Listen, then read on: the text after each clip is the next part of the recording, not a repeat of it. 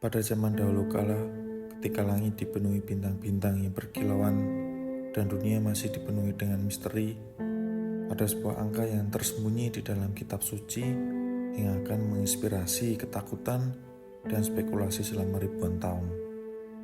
Angka itu adalah 666, yang dikenal sebagai angka binatang. Namun, dari mana angka ini berasal? Dan bagaimana bisa menjadi simbol yang begitu kuat dalam budaya modern? Mari kita mulai perjalanan kita melalui waktu dan sejarah. Kisah ini dimulai di Pulau Patmos, di mana seorang pria bernama Yohanes menerima penglihatan apokaliptik yang akan dikenal sebagai Kitab Wahyu. Dalam penglihatannya, Yohanes menyaksikan makhluk-makhluk aneh, bencana besar, dan pertempuran epik antara kekuatan baik dan jahat. Di tengah-tengah semua itu ada satu bagian menggetarkan hati banyak orang yang berbunyi, yang penting di sini ialah hikmat. Barang siapa yang bijaksana, baiklah ia menghitung bilangan binatang itu, karena bilangan itu adalah bilangan seorang manusia, dan bilangannya adalah 666. Mengapa 666? Pada masa itu, angka memiliki makna simbolis yang dalam. Dalam bahasa Ibrani dan Yunani, huruf-huruf juga berfungsi sebagai angka. Banyak penafsir percaya bahwa angka 666 merujuk pada Kaisar Nero, penguasa Romawi yang terkenal karena kekejamannya terhadap orang-orang Kristen. Jika nama Nero Kaisar ditransliterasikan ke dalam huruf-huruf Ibrani dan nilai numeriknya dijumlah, hasilnya adalah 666. Bagi orang Kristen awal, ini adalah cara aman untuk mengkritik Nero tanpa secara langsung menyebut namanya. Seiring berjalannya waktu, interpretasi tentang angka 666 berkembang. Pada abad pertengahan, ketika gereja Katolik memegang kekuasaan besar, angka ini sering disebut dalam khotbah dan tulisan-tulisan teologis sebagai lambang dari kejahatan dan antikristus yang akan datang. Banyak yang percaya bahwa angka ini mengandung ramalan tentang akhir zaman dan munculnya kekuatan gelap yang akan menantang kekuasaan Tuhan.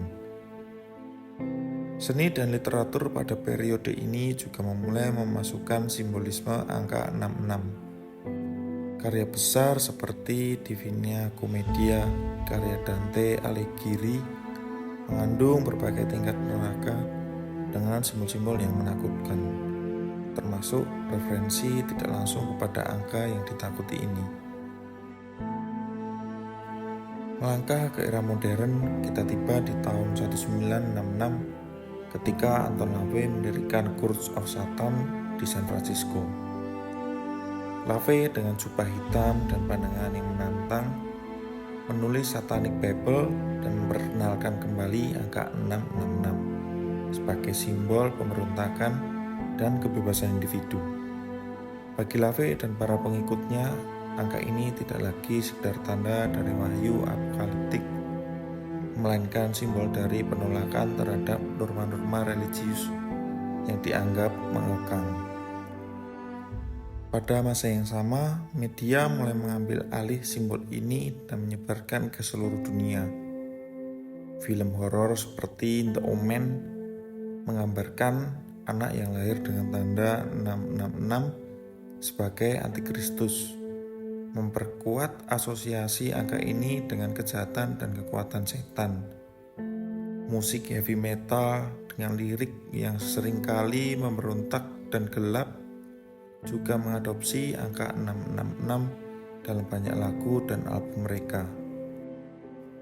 Angka 666 tidak hanya menjadi bagian dari budaya populer, tetapi juga objek dari banyak teori konspirasi. Beberapa orang mengklaim bahwa kode bar pada produk yang kita beli setiap hari mengandung angka 666 tersembunyi sebagai tanda dari kendali jahat global. Teori lain berbicara tentang microchip yang ditanamkan di tubuh manusia, lagi-lagi dikaitkan dengan angka binatang ini. Di era internet, teori-teori ini dengan cepat menyebar dan menambah lapisan baru pada stigma yang sudah ada. Sementara banyak dari teori ini tidak berdasar dan seringkali diabaikan oleh kalangan akademis. Mereka menunjukkan betapa kuat dan menakutkannya simbol ini di mata banyak orang. Selain dalam konteks religius dan teori konspirasi, angka 666 juga menjadi simbol pemberontakan dalam berbagai subkultur, terutama dalam musik dan fashion. Subkultur metal, goth, dan punk seringkali menggunakan angka ini sebagai bentuk ekspresi artistik dan provokatif. Mereka merayakan angka ini sebagai lambang dari kebebasan, individualisme, dan penolakan terhadap otoritas yang represif.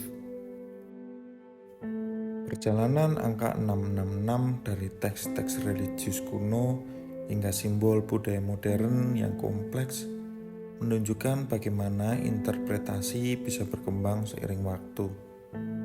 Bagi sebagian orang, angka ini tetap menjadi simbol dari kejahatan yang harus dihindari.